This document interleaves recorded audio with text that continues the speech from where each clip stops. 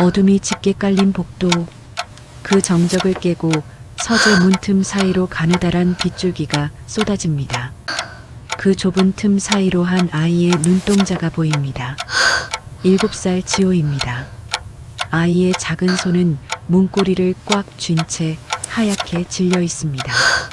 금방이라도 터질 것 같은 눈물과 공포가 그 작은 눈동자에 가득 차 있습니다.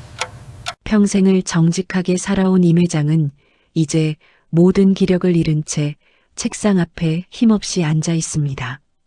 그 앞에는 거대한 그림자처럼 선 강태산이 오만하게 서 있죠. 강태산은 비릿한 미소를 지으며 임 회장의 가슴 포켓에 꽂혀 있던 검은 만년필을 아주 천천히 그리고 무례하게 빼앗아듭니다. 회장님, 이 물건은 이제 어울리지 않으십니다. 무거운 짐은 제가 들고 가죠. 폭우가 쏟아지는 밤, 식모 옥순이 지호를 등에 업고 맨발로 진흙탕을 달리고 있습니다. 옥순의 어깨 너머로 지호가 멀어지는 평창동 저택을 돌아봅니다. 아이의 눈에서 흐르는 것이 빗물인지 눈물인지 알 수 없습니다.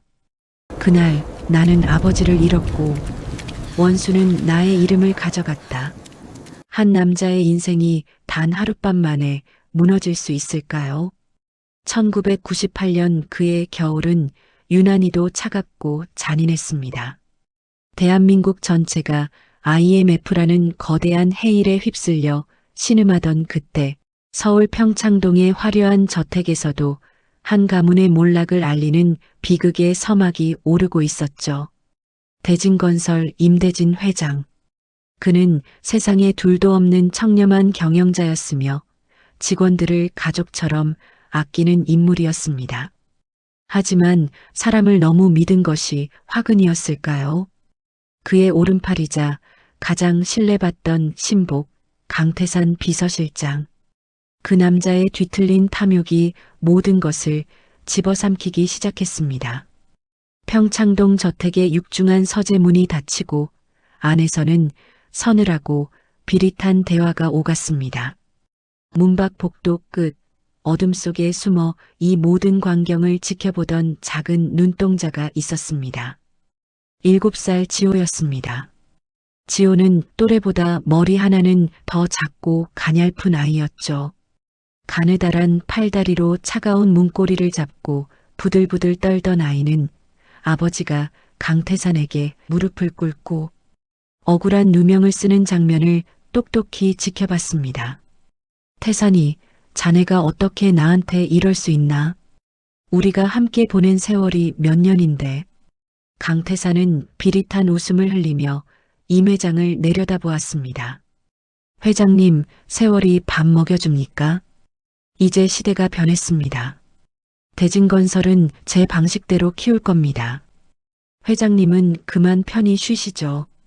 아, 사모님과 도련님 걱정은 마세요. 제가 아주 잘 돌봐드릴 테니까요. 강태산이 떠난 뒤 임 회장은 피를 토하듯 기침하며 지호를 불렀습니다. 거친 숨을 몰아쉬던 아버지는 자신의 품 안에서 낡은 검은색 만년필 한 자루가 든 작은 상자를 꺼냈습니다. 지호야, 아빠 말 잘 들어라. 이 펜 절대 뺏기면 안 된다. 이건 내 목숨이고 아빠의 영혼이야. 무슨 일이 있어도 이걸 지켜야 한다. 알았지? 임 회장의 절규에 식모 옥순이 헐떡이며 뛰어들어왔습니다. 10년 넘게 이 집의 꾸준히를 도맡아 하며 지호를 친자식처럼 아꼈던 그녀는 이미 상황이 심상치 않음을 직감하고 있었습니다. 임 회장은 마지막 힘을 짜내어 옥순의 손등 위에 지호의 작은 손을 얹어주었습니다. 옥순아, 우리 지호를 부탁한다. 제발 이 아이를 살려줘. 그리고 그날 밤 대진건설의 거인은 스스로 생을 마감했습니다. 남편의 비보를 전해 들은 안주인 윤 여사 역시 충격을 이기지 못하고 피를 토하며 쓰러졌습니다. 화려했던 저택의 천장과 벽면에는 순식간에 붉은 압류 딱지들이 흉물스럽게 내려앉았습니다. 강태산이 보낸 용역들이 집안을 휘젓기 시작했습니다. 그들의 구두 발소리가 복도를 울릴 때마다 지호는 옥순의 품속으로 더 깊이 파고들었습니다. 쥐새끼 한 마리도 놓치지 마. 식모년이랑 그 애새끼 당장 찾아내.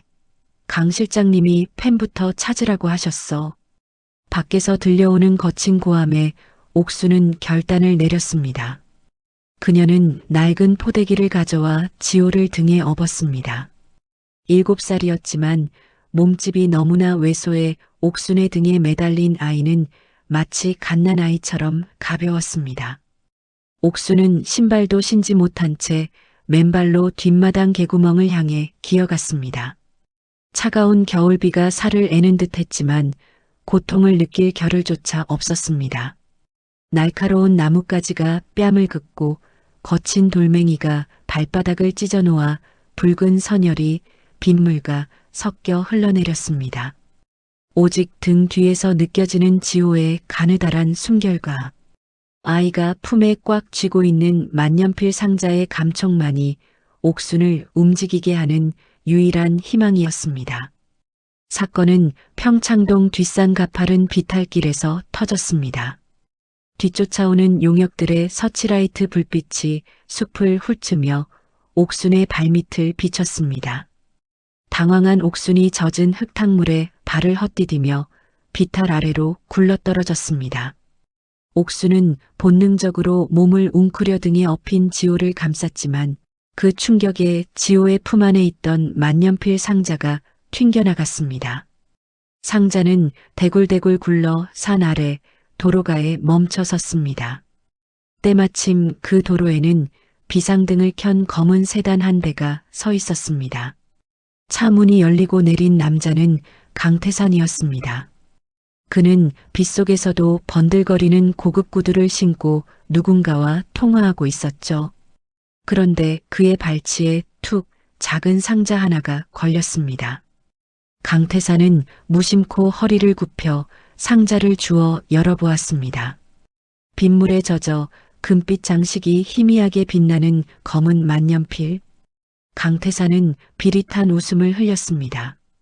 임대진이가 죽으면서까지 챙기려던 게 고작 이거였나? 행운의 상징이라더니 이제 내 손에 들어왔구만. 비탈 위 풀숲에 숨어 이 광경을 지켜보던 옥수는 입술을 피가 나도록 깨물었습니다. 당장이라도 내려가 되찾아오고 싶었지만 등 뒤에는 겁에 질려 떨고 있는 지호가 있었습니다. 아이를 살리기 위해서는 저 만년필을 포기해야만 했습니다. 옥수는 눈물을 삼키며 지호를 더 꽉 업고 어둠 속으로 몸을 숨겼습니다. 지호는 옥순의 등 뒤에서 강태산의 그 차가운 목소리를, 자신의 보물을 가로챈 그 원수의 얼굴을 영혼 깊숙이 박아 넣었습니다. 얼마나 달렸을까요? 숨이 턱 끝까지 차오르고 맨발은 이미 피투성이가 되어 감각이 사라진 지 오래였습니다. 옥수는 서울역 대합실 구석에 도착했습니다. IMF로 인해 꿈을 잃은 사람들이 신문지를 덮고 누워있던 그곳은 누구도 이들을 주목하지 않을 완벽한 은신처였습니다. 옥수는 주머니를 뒤져 꼬깃꼬깃한 1,000원짜리 몇 장으로 삶은 달걀 2개를 사왔습니다. 도련님, 이거 드세요. 아줌마는 배 안 고파요. 아까 많이 먹었어요. 지호는 흙탕물로 범벅이 된 손으로 달걀 반쪽을 떼어 옥순의 입에 밀어 넣었습니다.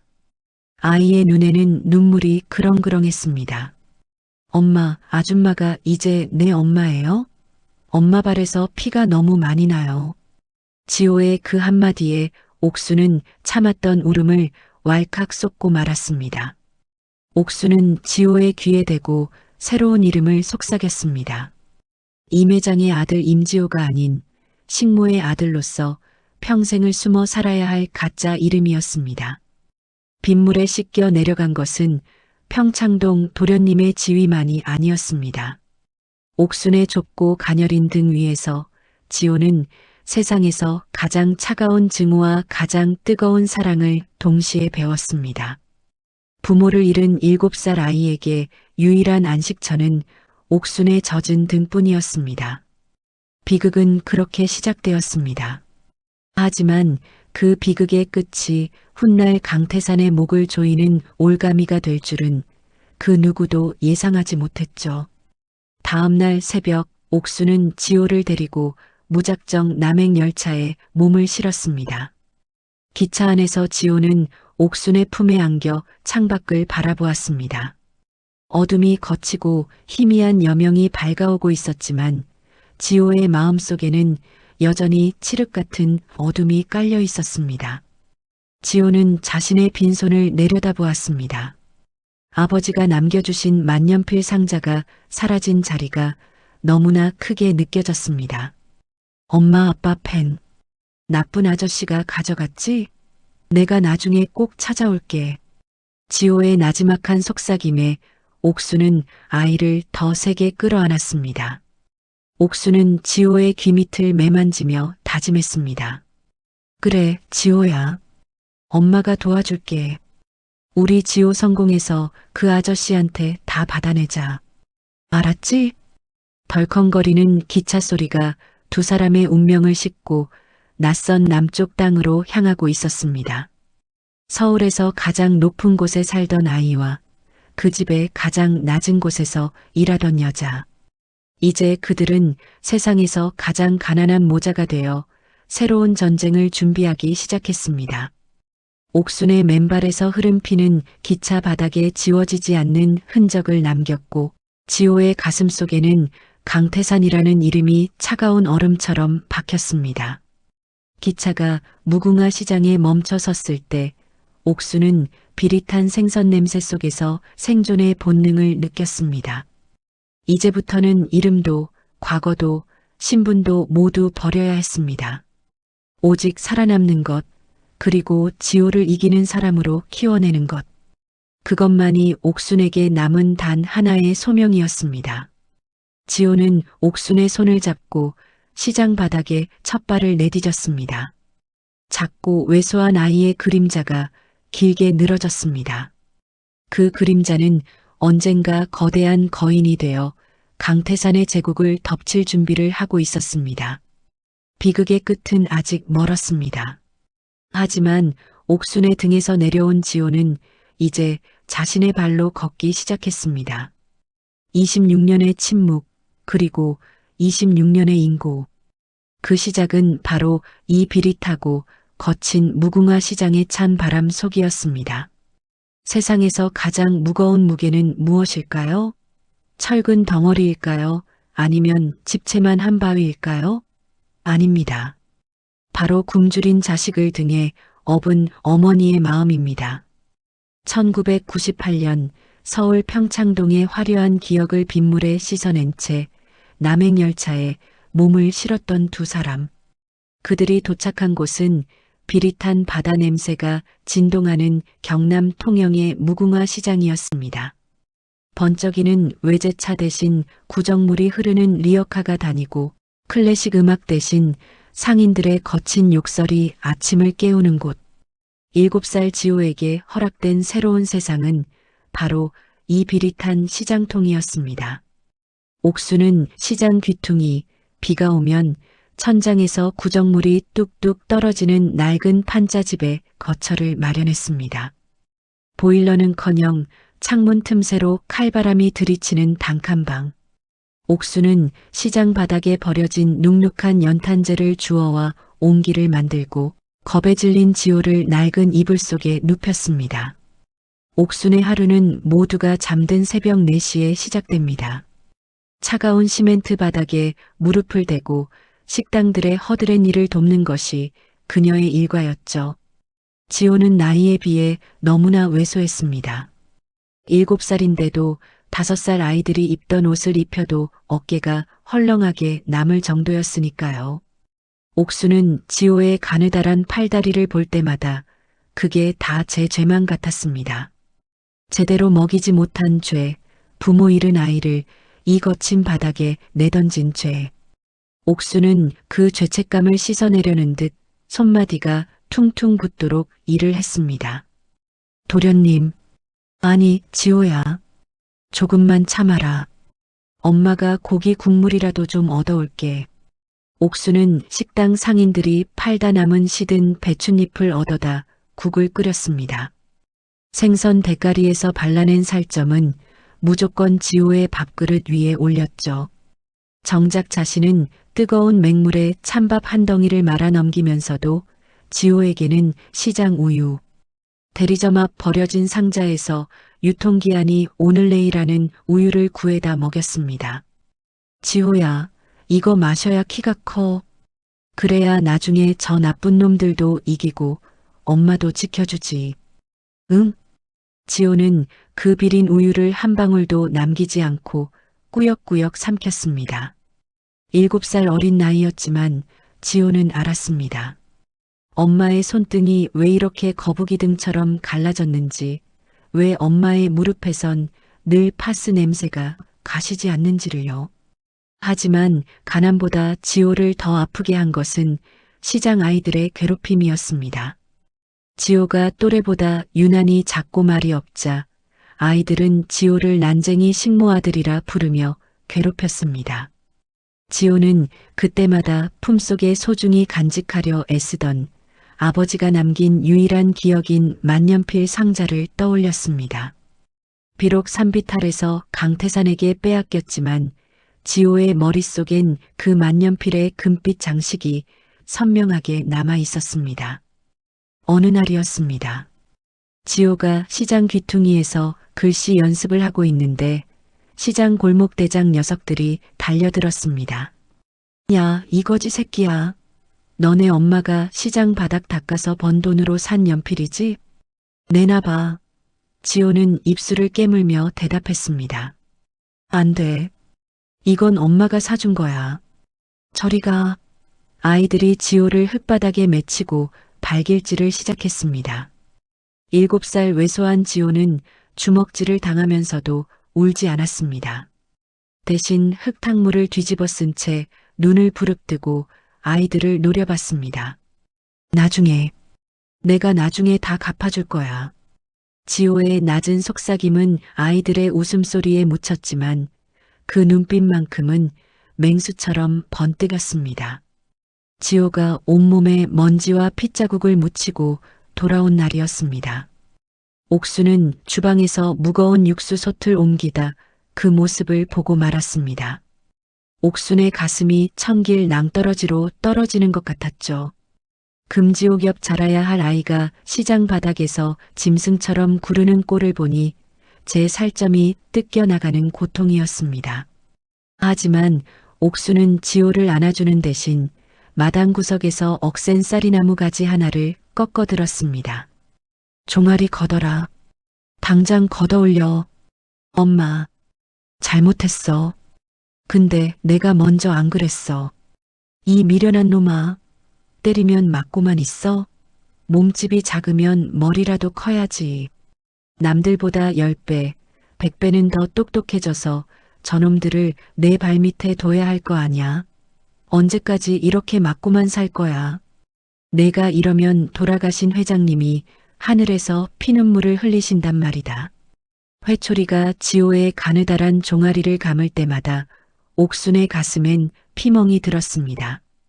매질을 하는 옥순의 손이 사시나무 떨듯 흔들렸고 회초리 소리보다 옥순의 통곡 소리가 더 컸습니다. 지호는 아픔을 꾹 참고 어머니의 떨리는 손을 바라봤습니다. 지호는 그날 알았습니다. 어머니가 때리는 것은 지호의 살갗이 아니라 이 비참하고 지독한 가난과 불공평한 현실이라는 것을요. 그날 밤 옥수는 잠든 지호의 시퍼런 종아리에 안티프라민 연고를 발라주며 눈물을 뚝뚝 흘렸습니다. 갈라진 손마디로 아들의 상처를 어루만지는 옥순의 손길은 세상에서 가장 부드러웠습니다. 미안하다 지호야. 이 못난 애미가 너를 이런 지옥에 데려와서 그래도 너는 살아야 해.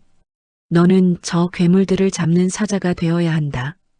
내 뼈가 가루가 되어도 너는 반드시 저 높은 곳으로 보낼 거다. 잠든 척하던 지호는 어머니의 거칠고 뜨거운 눈물을 느끼며 이불 속에서 주먹을 꽉 쥐었습니다. 엄마, 나 안 울어. 공부할게. 내가 공부해서 엄마 꽃신 심겨줄게. 지호의 작은 다짐이 차가운 단칸방의 공기를 녹였습니다. 그날 이후 지호는 독종이 되었습니다. 또래 아이들이 구슬치기를 할 때 지호는 시장 가로등 밑에서 영어 단어를 외웠습니다. 배가 고프면 수돗물로 배를 채우고 잠이 오면 허벅지를 송곳으로 찔러가며 책을 봤습니다. 옥수는 그런 아들을 위해 자신의 삶을 통째로 불태웠습니다. 여름이면 뜨거운 솥 앞에서 쓰러지면서도 지호의 약값을 벌었고, 겨울이면 동상에 걸려 발가락이 썩어 들어가도 시장 바닥을 청소했습니다. 옥순의 손등은 논바닥처럼 갈라져 피가 맺혔고 손마디는 펴지지 않을 만큼 굳어갔습니다. 어느 겨울날 지호의 운동화가 다해져 발가락이 나오자 옥수는 자신의 유일한 겨울 외투를 전당포에 맡기고 지호의 새 신발을 사왔습니다. 자신은 얇은 스웨터 한 장으로 한겨울 매서운 바닷바람을 나면서도 아들이 춥다는 소리에 자신의 가슴을 치던 어머니였습니다. 지호가 고등학생이 되었을 때 그의 체구는 여전히 작았지만 눈빛만큼은 누구보다 깊고 날카로웠습니다. 전교 1등 소식이 들려올 때마다 시장 사람들은 식모 아들이 독종이다라며 수군거렸죠. 지호는 그 소리가 들릴 때마다 입술을 깨물었습니다. 강태산, 그 이름을 잊은 적은 단 한순간도 없었습니다. 마침내 지호가 서울대 법대 합격 통지서를 받은 날 옥수는 시장 바닥에 주저앉아 대성통곡했습니다. 26년의 한이 씻겨 내려가는 듯한 통곡이었습니다. 회장님, 마님, 우리 지호가 해냈습니다. 옥수는 하늘을 향해 외치며 아이처럼 울었습니다. 엄마, 이제 시작이야. 내가 그 사람들 다 무릎 꿇게 할 거야. 엄마 눈물 다 닦아줄게. 하지만 옥수는 기쁨보다 두려움이 앞섰습니다. 이제 지호가 그 무서운 자들이 있는 서울로 가야 한다는 사실 때문이었죠. 옥수는 지호의 손을 꼭 잡았습니다. 지호야, 서울 가면 절대 내 성을 말하지 마라. 너는 이제 강지호다. 내 아들 강지호야. 알았지? 지호는 어머니를 안심시키며 미소 지었습니다. 하지만 그의 품 안에는 26년 전 그날 밤의 빗소리가 여전히 울리고 있었습니다. 지호는 서울행 기차에 오르며 낡은 사진 한 장을 꺼내 보았습니다. 이제는 얼굴조차 가물가물한 아버지, 그리고 옥순의 갈라진 손. 지호의 복수는 이제 막 서막을 올렸습니다. 가장 낮은 곳에서 핀 꽃이 가장 높은 곳의 악을 어떻게 무너뜨리는지 이제 세상이 목격할 차례입니다. 서울로 향하는 기차 안에서 지호는 다짐합니다. 아버지, 제가 갑니다. 엄마의 굽은 등과 갈라진 손을 위해 제가 그들의 세상을 무너뜨리겠습니다. 통영의 바닷바람은 차가웠지만 옥순의 국밥솥은 단 한 번도 식은 적이 없었습니다. 그 솥에서 끓어오른 것은 고기 국물만이 아니었습니다. 아들을 향한 옥순의 피눈물과 헌신, 그리고 언젠가 다가올 심판의 날을 기다리는 인내였습니다. 지호는 학교 성적표를 받아올 때마다 옥순의 무릎에 얼굴을 묻었습니다. 옥순의 치마폭에는 항상 비릿한 생선 냄새와 국밥 냄새가 배어 있었지만 지호에게는 그것이 세상 그 어떤 향수보다 고귀한 향기였습니다. 시장 사람들은 지호를 보며 개천에서 용났다며 칭송했지만 옥수는 그 용이 날아오를 하늘이 얼마나 험난할지 알고 있었습니다. 지호가 서울로 떠나던 날 옥수는 아들의 손에 꼬깃꼬깃한 돈 뭉치를 쥐어주었습니다. 시장 바닥에서 10원, 100원 모아 만든 피 같은 돈이었습니다. 지호야, 배 줄이지 마라. 남들한테 기죽지 말고. 내 뒤에는 이 엄마가 있다는 거 잊지 마. 지호는 기차 창문에 비친 자신의 얼굴을 보며 강태산의 얼굴을 겹쳐보았습니다. 원수의 목에 칼을 겨누기 위해 지호는 스스로 가장 날카로운 칼이 되기로 했습니다. 무궁화 시장의 새벽은 이제 지호 없이도 밝아오겠지만 옥순의 기도는 멈추지 않을 것입니다. 지호가 서울의 빌딩 숲 사이에서 악마의 심장을 찾아내는 동안 옥순은 통영에 찬 바닷바람을 맞으며 아들을 지키는 든든한 뿌리가 되어줄 것입니다. 26년 전 평창동에서 시작된 비극은 이제 통영의 국밥집을 지나 서울의 법정으로 그리고 강태산의 화려한 집무실로 향하고 있습니다. 지호의 복수는 차갑고 치밀할 것입니다. 어머니 옥순이 흘린 눈물의 양만큼 아버지가 누명을 쓰고 흘린 피의 양만큼 지호는 원수들에게 되돌려줄 것입니다. 서울행 열차의 바퀴 소리는 마치 복수의 북소리처럼 지호의 심장을 울리고 있었습니다. 가장 낮은 곳의 진심이 가장 높은 곳의 악을 무너뜨리는 기적 같은 이야기. 이제 지호의 발걸음이 그 첫 페이지를 넘기고 있습니다. 가장 무서운 복수는 칼을 휘두르는 것이 아닙니다. 원수가 가장 믿는 사람이 되어 그 곁에서 숨을 쉬고 그가 가장 아끼는 술잔에 독 대신 신뢰를 채우는 일이죠. 26년 전 빗속을 뚫고 맨발의 식모에게 엎여 도망쳤던 그 왜소한 아이. 이제 그 아이가 제 발로 악마의 심장부에 걸어 들어갑니다. 서울 강남의 마천루 숲. 대진건설 본사 건물은 하늘을 찌를 듯 오만하게 서 있습니다. 그 건물 꼭대기 회장실 문 앞에 한 남자가 서 있네요. 말끔하게 빗어넘긴 머리, 한치의 오차도 없는 이탈리아제 슈트. 그의 이름은 데이빗 강.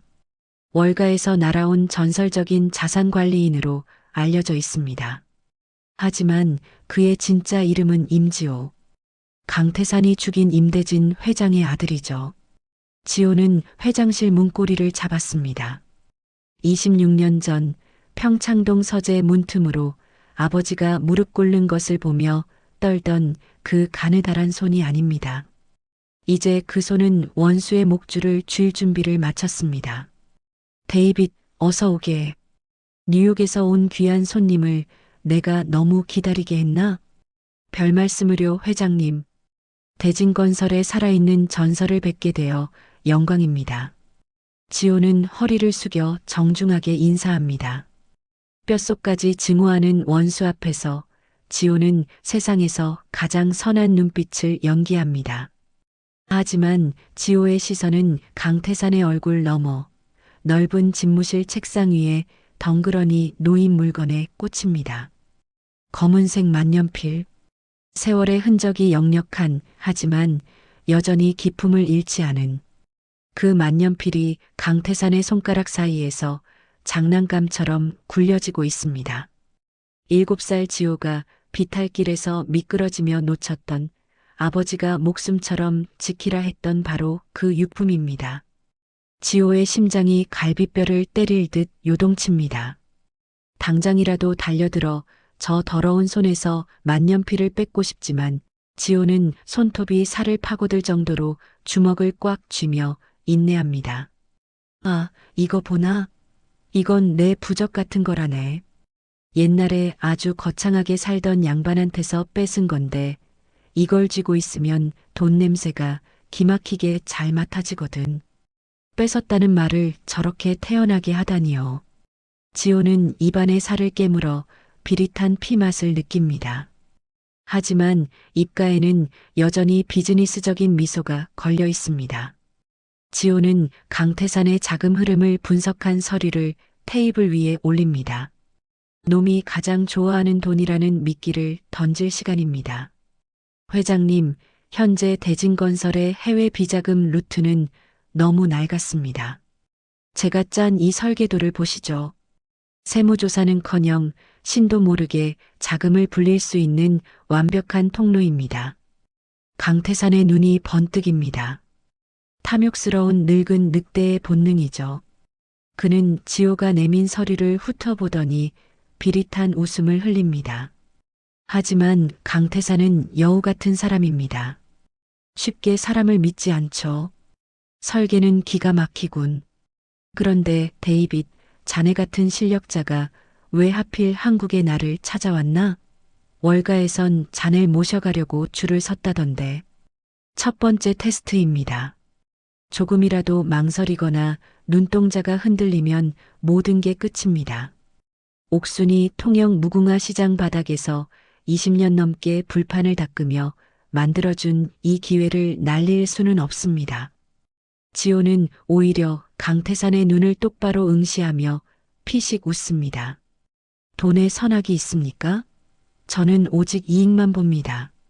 회장님은 한국에서 가장 욕심이 많으신 분이죠. 욕심 많은 사람이 가장 큰 돈을 벌고 그런 사람 옆에 있어야 제목도 커지는 법이니까요. 강태산이 잠시 침묵합니다. 시계 초침 소리가 천둥 소리처럼 들리는 정적의 시간. 마침내 강태산이 호탕하게 웃음을 터뜨립니다. 지호의 어깨를 툭툭 치며 만족감을 드러냅니다. 하하, 마음에 들어. 영혼 없는 돈쟁이 냄새가 물씬 나는구만. 좋아, 자네 실력을 한번 증명해보게. 강태산은 지호에게 대진건설의 아킬레스건인 무궁화 시장 재개발 사업의 뒷자금 처리를 맡깁니다. 운명의 장난일까요? 지호와 옥순이 20년을 숨어 살았던 바로 그 터전을 지호의 손으로 허물라는 명령입니다. 지호는 차갑게 식은 눈으로 강태산의 집무실을 나옵니다. 엘리베이터 거울 속 자신의 모습이 낯섭니다.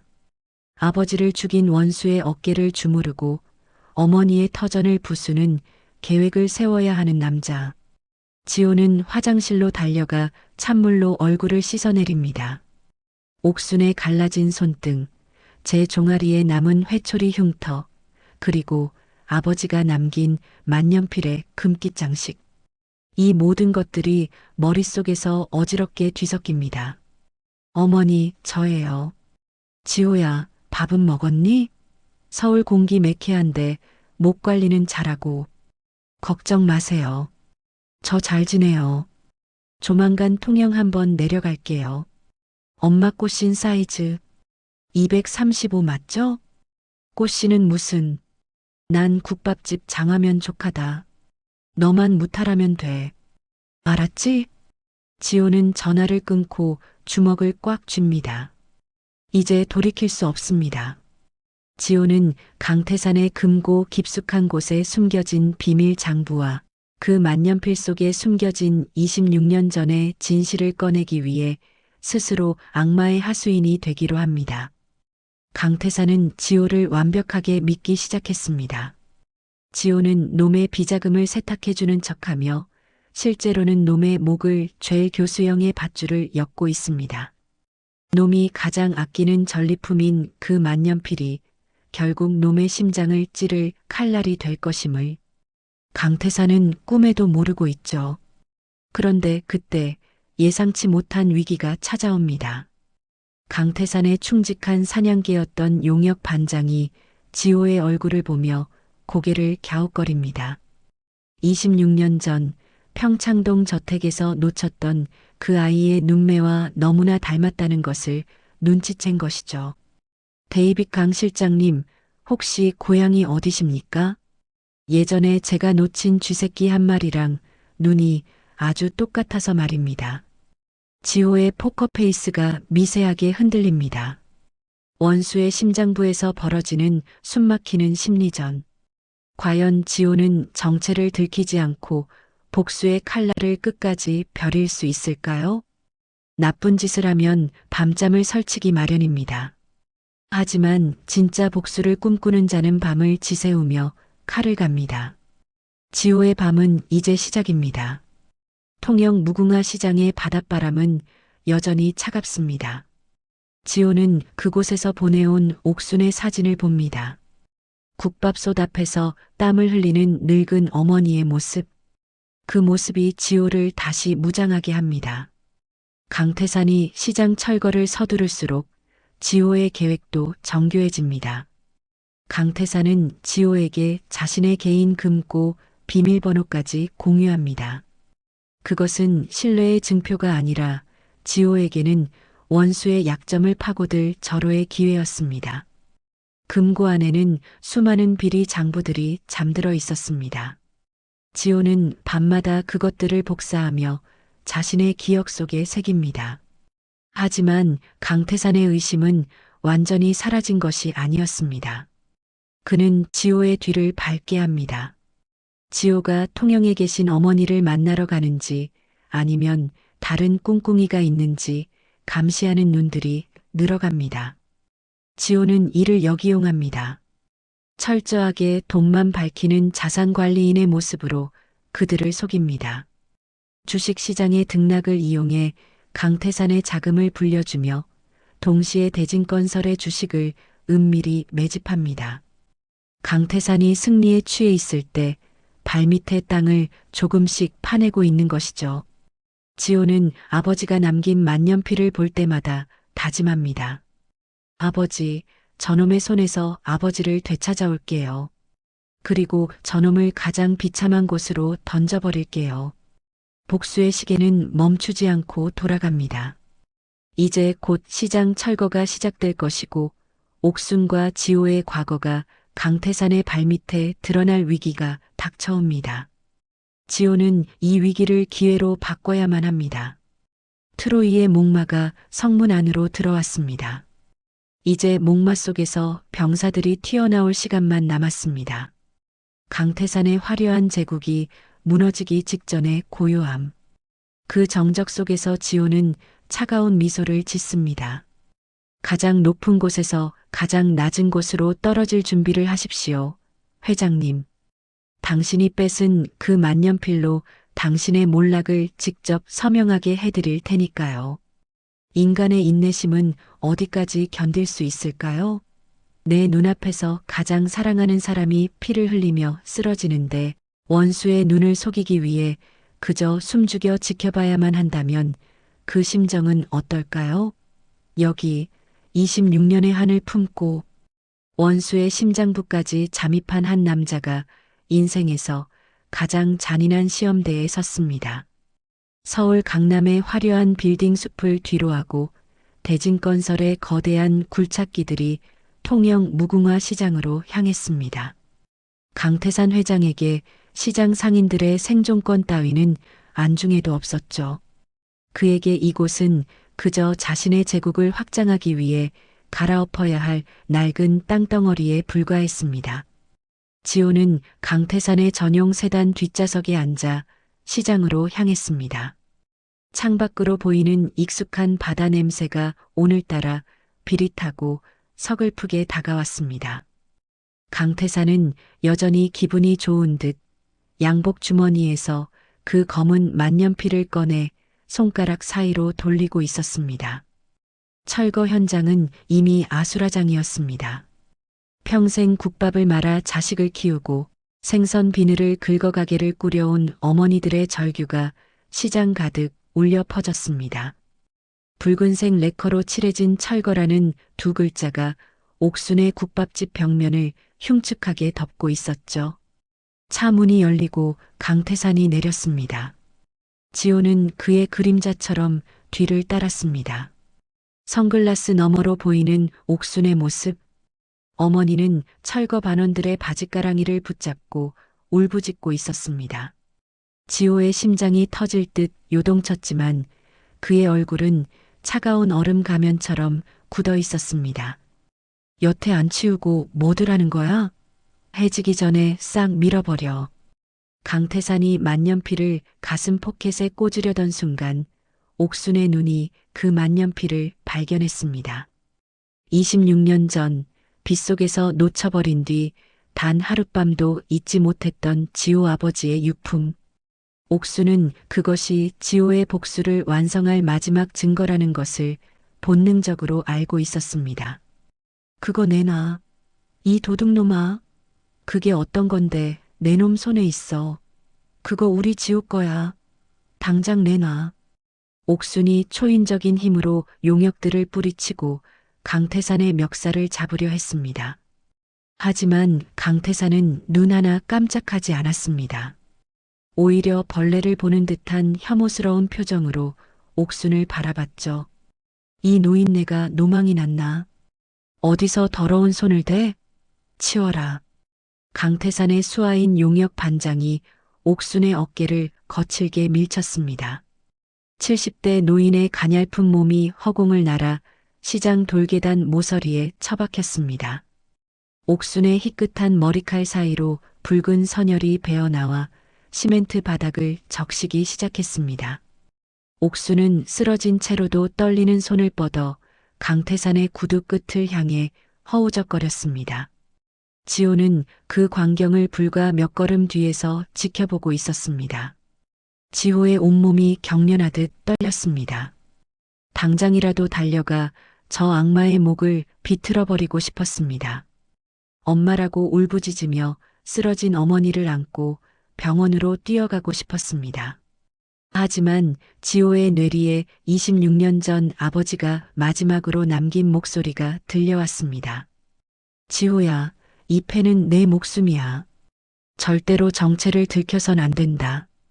지금 여기서 뛰쳐나가는 순간 26년간 옥순이 불판을 닦으며 쌓아온 인내와 지호의 치밀한 복수 계획은 단번에 물거품이 됩니다. 지호는 강태산의 지시대로 다시 차 안으로 돌아가야만 했습니다.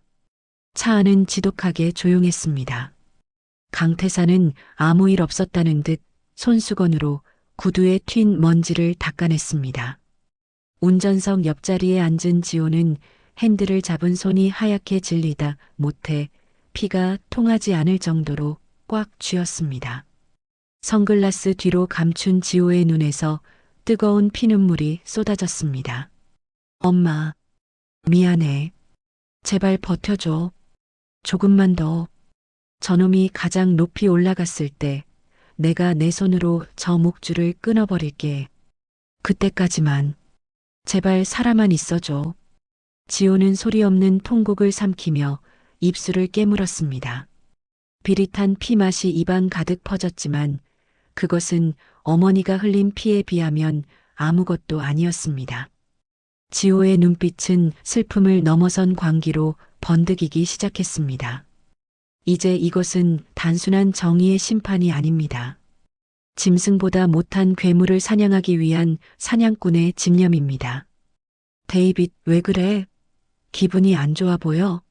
아닙니다, 회장님. 비릿한 시장 냄새 때문에 잠시 어지러웠을 뿐입니다. 이제 서울로 올라가시죠. 주주총회 준비를 마무리해야 하니까요. 강태산은 호탕하게 웃으며 차를 출발시켰습니다. 100m 속으로 점점 멀어지는 시장 바닥의 붉은 핏자국. 그리고 그 곁을 지키며 울부짖는 시장 사람들. 지호는 그 풍경을 눈에 새기고 또 새겼습니다. 서울로 돌아오는 내내 지호의 머릿속에는 옥순의 마지막 눈빛이 떠올랐습니다. 쓰러지면서도 지호를 향해 오지 마라, 참아야 한다고 말하는 듯 했던 그 간절한 눈망울.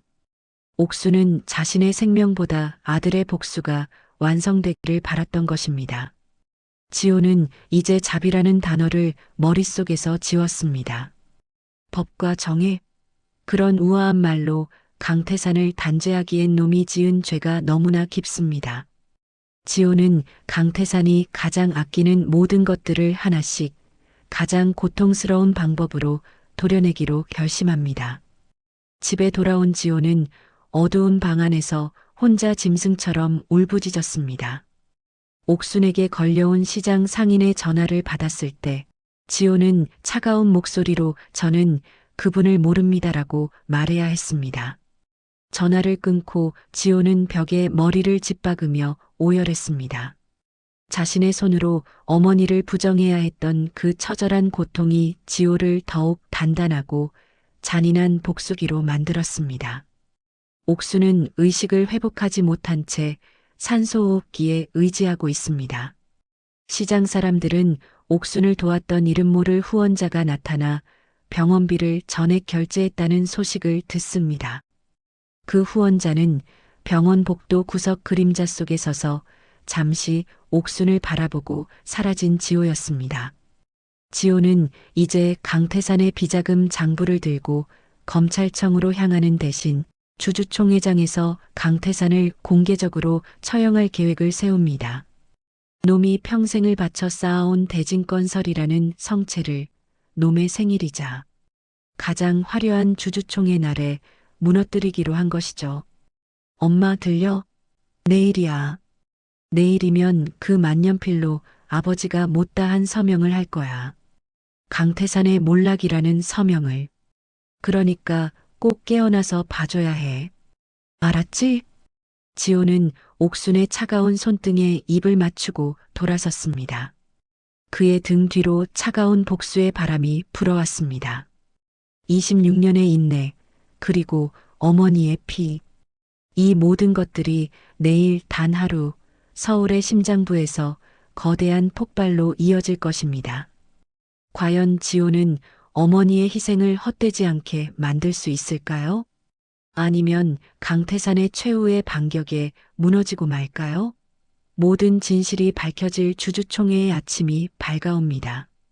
악마가 가장 아름다운 미소를 지을 때가 언제인지 아십니까? 바로 자신이 쌓아 올린 탐욕의 성벽이 난공불락이라고 믿으며 승리를 확신할 때입니다.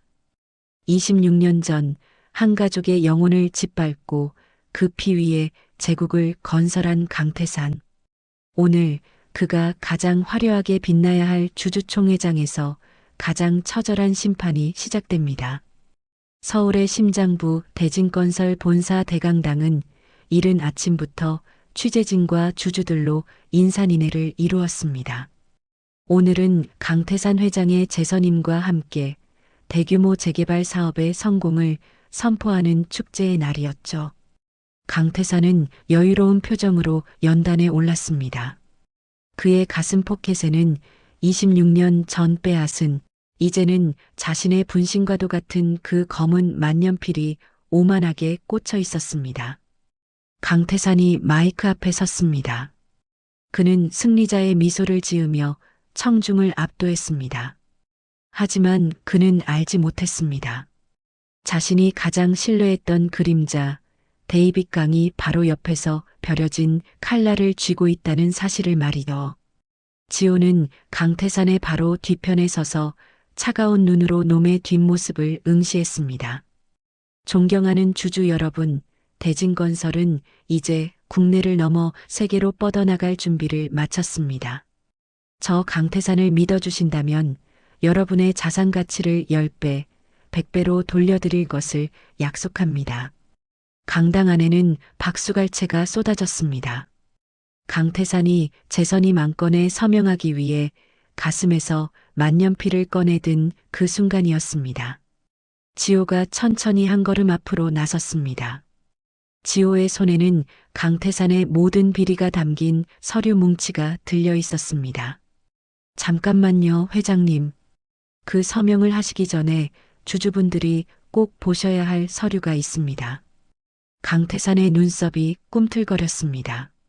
하지만 그는 지호를 여전히 자신의 충직한 개로 믿고 있었죠. 그는 여유롭게 웃으며 지호를 바라봤습니다. 데이빗, 갑자기 왜 그러나? 축하 이벤트라도 준비한 건가? 이벤트라면 이벤트죠. 회장님이 지난 20년간 해외 조세 피난처를 통해 세탁하신 비자금 3천억 원, 그리고 정관계 로비 장부의 원본 파일입니다. 지금 이 순간 모든 언론사와 검찰청에 전송을 마쳤습니다. 강당의 대형 스크린에 복잡한 계좌 내역과 뇌물수수 명단이 실시간으로 흐르기 시작했습니다. 객석은 순식간에 아수라장이 되었습니다. 주주들의 비명과 기자들의 플래시 세례가 강태산을 덮쳤습니다. 강태산의 얼굴이 불그락푸르락 달아올랐습니다. 그는 지호의 멱살을 잡으려 달려들었습니다. 이 새끼가, 너 미쳤어? 내가 지금 누구 덕분에 이 자리에 있는데 감히 나를 배신해? 배신이라니요. 저는 처음부터 당신의 사람이었던 적이 없습니다. 26년 전 평창동에서 당신이 죽인 임대진 회장의 아들이 어떻게 당신의 개가 되겠습니까? 강태산의 눈동자가 경악으로 커졌습니다. 26년 전 놓쳤던 그 왜소하고 비실거리던 아이. 그 아이가 이렇게 거대한 호랑이가 되어 제 목덜미를 물 줄은 꿈에도 몰랐던 것이죠. 강태산은 광기 어린 웃음을 터뜨리며 품 안에 만년필을 휘둘렀습니다. 증거, 고작 장부 몇 장으로 나를 무너뜨릴 수 있을 것 같아? 살인? 공소시효는 진작에 끝났어. 이 만년필이 내 손에 있는 한 너는 아무것도 못해. 공소시효라. 그게 아직 안 끝났다면 어떨까요? 그리고 당신이 부적처럼 여기던 그 만년필, 당신을 지켜주는 물건이 아니라 당신의 무덤을 파는 증거였다면요? 지호는 강태산의 손에서 만년필을 낚아챘습니다. 복수의 불꽃으로 단련된 지호의 힘을 강태산은 당해낼 수 없었습니다. 지호는 주주들과 중계 카메라를 향해 만년필을 높이 들었습니다. 그리고 온 힘을 다해 만년필의 몸체를 비틀어 꺾어버렸습니다. 부러진 만년필 속에서 아주 작은 마이크로 칩 하나가 굴러떨어졌습니다. 지호는 그것을 미리 준비한 단말기에 꽂았습니다. 강당 스피커를 통해 지독하게 차갑고 소름 끼치는 음성이 흘러나왔습니다. 26년 전 임 회장이 죽기 직전 강태산과 나눈 마지막 대화였습니다. 회장님, 이 약만 드시면 편해지십니다. 아, 사모님은 걱정 마세요. 제가 이미 손을 써뒀으니까요. 자, 어서 드시죠. 태산이, 이 악마 같은 놈. 강당 안은 차가운 얼음물을 끼얹은 듯 정적에 휩싸였습니다. 강태산의 살인 현장이 고스란히 담긴 음성 증거. 아버지가 마지막 순간 지호에게 만년필을 쥐어주며 다 들어있다고 했던 말은 단순한 유언이 아니었습니다. 그것은 원수의 심장을 찌를 최후의 비수였습니다. 26년 전 살인 사건의 공소시효는 범인이 해외로 도피했거나 은폐를 시도한 정황이 발견될 시 정지됩니다.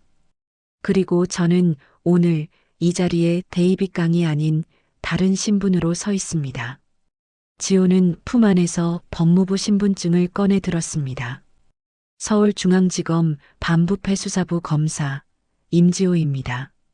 강태산 씨, 당신을 임대진 회장 부부 살인 및 배임, 횡령 혐의로 긴급 체포합니다.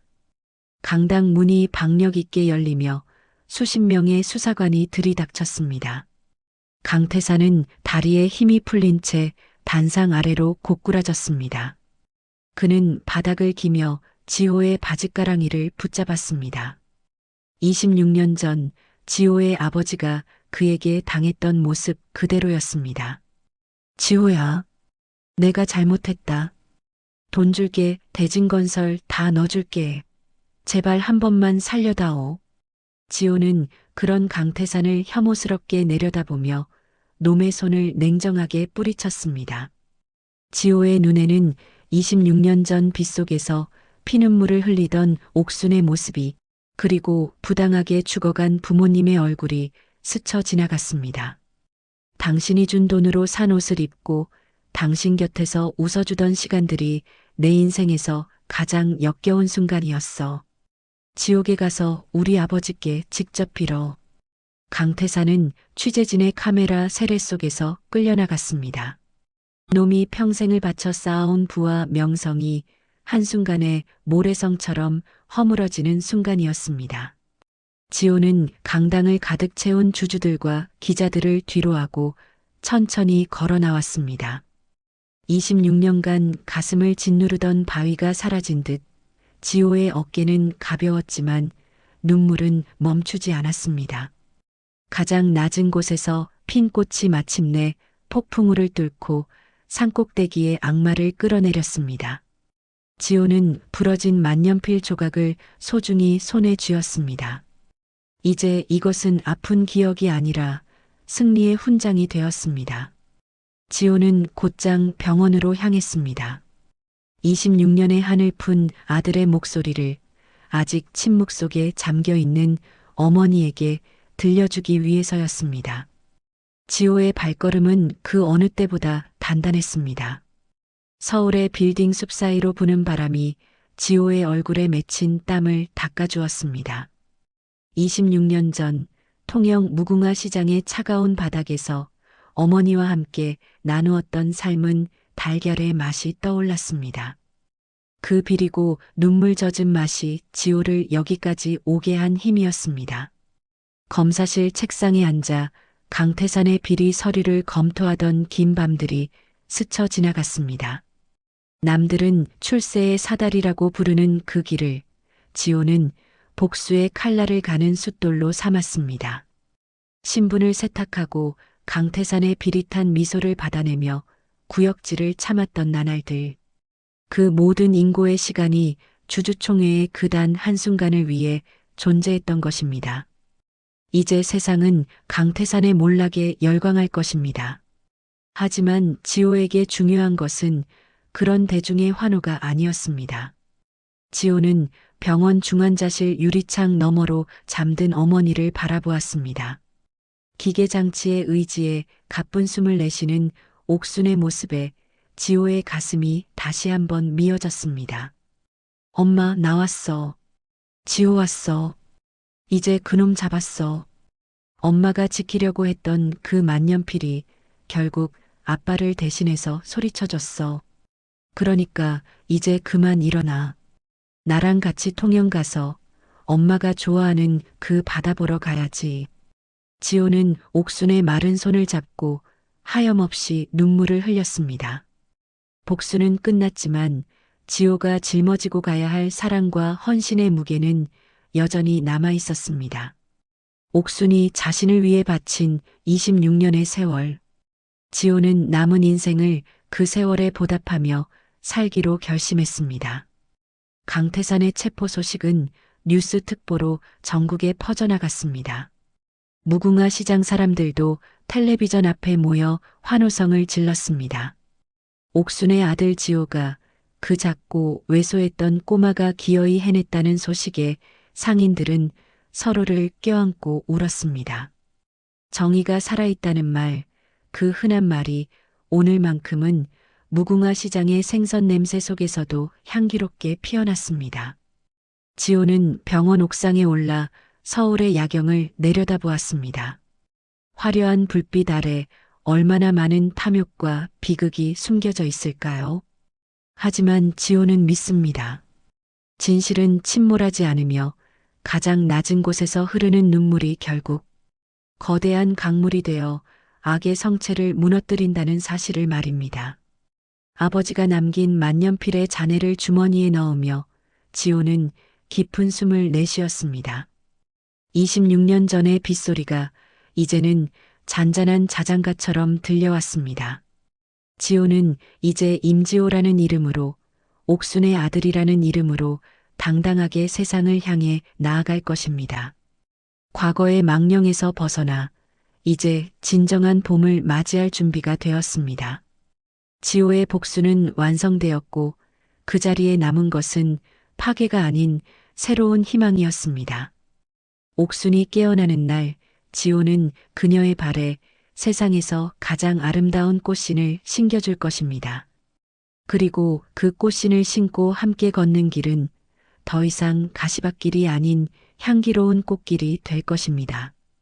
승리의 카타르시스는 짧았지만 그 울림은 지호의 인생 전체를 뒤흔들 만큼 강렬했습니다. 지호는 다시 병실로 내려갔습니다. 어머니의 손을 꼭 쥐고 그녀가 눈을 뜨는 그 첫 번째 순간을 지키기 위해서 말입니다.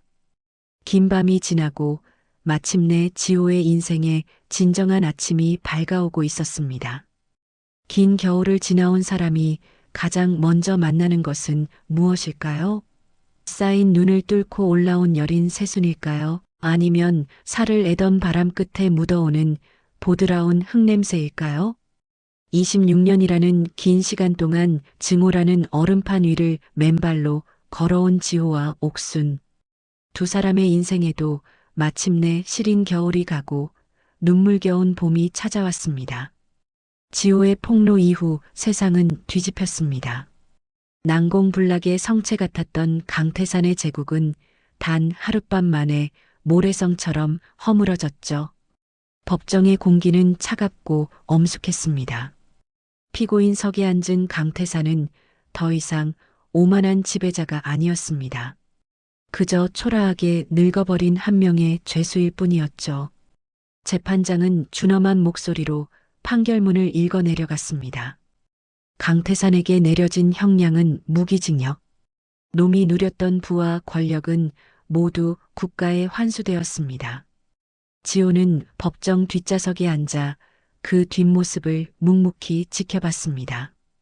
26년의 한이 풀리는 순간이었지만 지호의 마음은 환희보다 깊은 정적에 잠겼습니다. 진정한 복수는 원수의 파멸로 완성되는 것이 아닙니다. 잃어버렸던 나의 이름을 되찾고 나를 위해 기꺼이 자신을 태웠던 사람에게 그 온기를 되돌려줄 때 비로소 완성되는 법이죠. 지호는 법정을 나오자마자 곧장 병원으로 향했습니다. 지호의 손에는 하얀 종이 가방 하나가 들려 있었습니다. 그 안에는 시장 바닥에서 7살 꼬마가 어머니에게 약속했던 세상에서 가장 고운 비단 꽃신이 들어 있었습니다. 중환자실의 기계적인 소음이 지호의 발소리에 묻혔습니다. 침대 위에는 여전히 옥순이 잠들어 있었습니다. 지호는 옥순의 곁에 앉아 조심스럽게 이불 밖으로 나온 그녀의 발을 살폈습니다.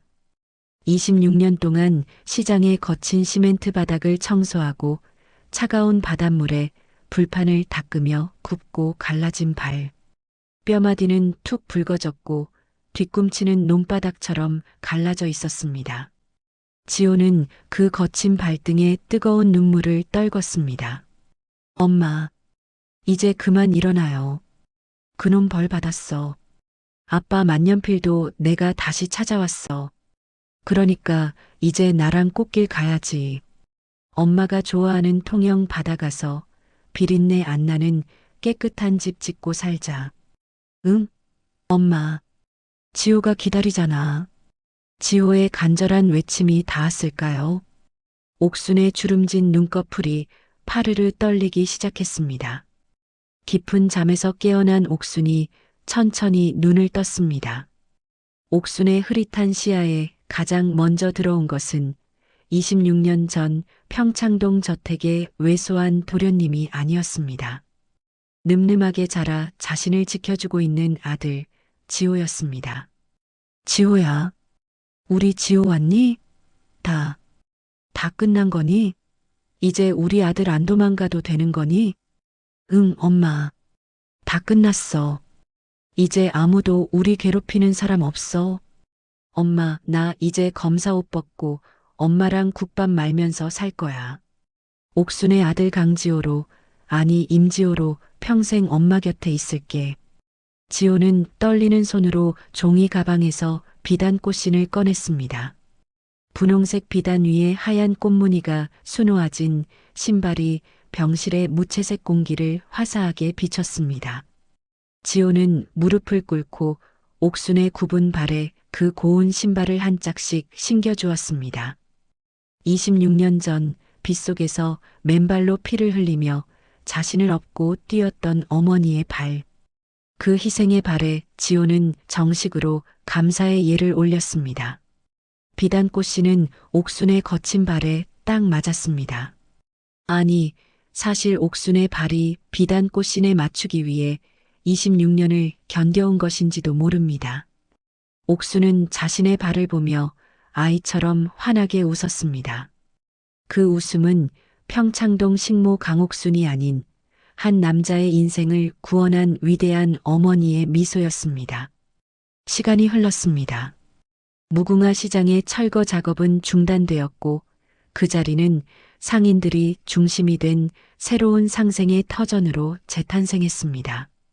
시장 입구에는 은은한 육수 냄새가 풍기는 국밥집 하나가 문을 열었습니다. 가게의 이름은 대진옥. 임대진 회장의 이름과 옥순의 이름을 한 자씩 따서 만든 이름이었죠. 가게 안은 활기가 넘칩니다. 앞치마를 두른 지호가 능숙하게 뚝배기를 나릅니다. 예전에 냉철했던 검사의 모습은 간대없고 손님들에게 싹싹하게 인사를 건네는 영락없는 국밥집 아들입니다. 주방 안쪽에서는 옥순이 여전히 국자를 휘두르고 있습니다. 예전처럼 허드렛 일을 하는 식모가 아니라 이 집의 진짜 주인으로서 당당하게 말이죠. 아이고, 지호 엄마. 아들이 검사였는데 어떻게 이런 국밥집을 할 생각을 했어? 역시 욕 나은 엄마는 마음씨도 태평양이요. 나도 우리 아들이랑 이렇게 같이 있는 게 제일 좋아. 우리 지호가 말아주는 국밥이 세상에서 제일 맛있거든. 옥수는 지호를 보며 인자하게 웃습니다. 지호 역시 땀을 닦으며 옥순의 어깨를 한번 주물러 드립니다. 가게 한쪽 벽면에는 26년 전 부러졌던 그 검은 만년필이 액자에 소중히 보관되어 있습니다. 이제 그 만년필은 누군가를 해치는 무기가 아니라 한 가족이 지켜낸 정직한 삶의 증거가 되었습니다. 해질녘 지호와 옥수는 잠시 소란스러운 시장을 뒤로하고 통영의 푸른 바닷가를 걷습니다. 옥순의 발에는 여전히 그 분홍색 비단꽃신이 심겨져 있습니다. 지호는 이제 어머니보다 훨씬 커진 듬직한 등을 내어줍니다. 엄마, 다리 아프지? 내가 업어줄게. 옛날엔 내가 엄마 등에서 바다를 봤는데 이제 엄마가 내 등에서 바다를 봐. 옥수는 수줍게 지호의 등에 엎입니다. 지호의 넓은 어깨 위로 옥순의 마른 손이 감깁니다. 두 사람의 그림자가 노을빛 바다 위에 길게 늘어집니다. 26년 전 차가운 빗속에서 떨던 두 영혼은 이제 가장 따뜻한 서로의 품 안에서 진정한 평화를 찾았습니다. 가장 낮은 곳에서 시작된 복수가 가장 높은 곳의 용서와 사랑으로 피어났습니다. 비단꽃신을 신고 걷는 그들의 앞날에는 이제 가시밭길 대신 향기로운 꽃길만이 가득할 것입니다. 지호의 인생에 그리고 옥순의 인생에 진정한 봄날이 찾아왔습니다. 모든 시련을 견뎌낸 사람만이 누릴 수 있는 축복. 두 모자는 지는 해를 바라보며 조용히 미소 짓습니다. 비극의 마침표는 찍혔고 이제 새로운 희망의 첫 페이지가 펼쳐지고 있습니다.